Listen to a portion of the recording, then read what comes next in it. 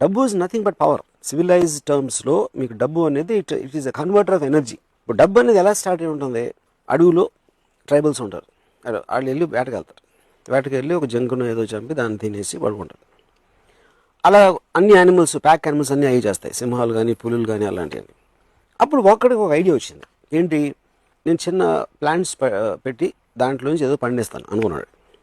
So ఆడు వేటకి వెళ్ళడానికి వీల్లేదు.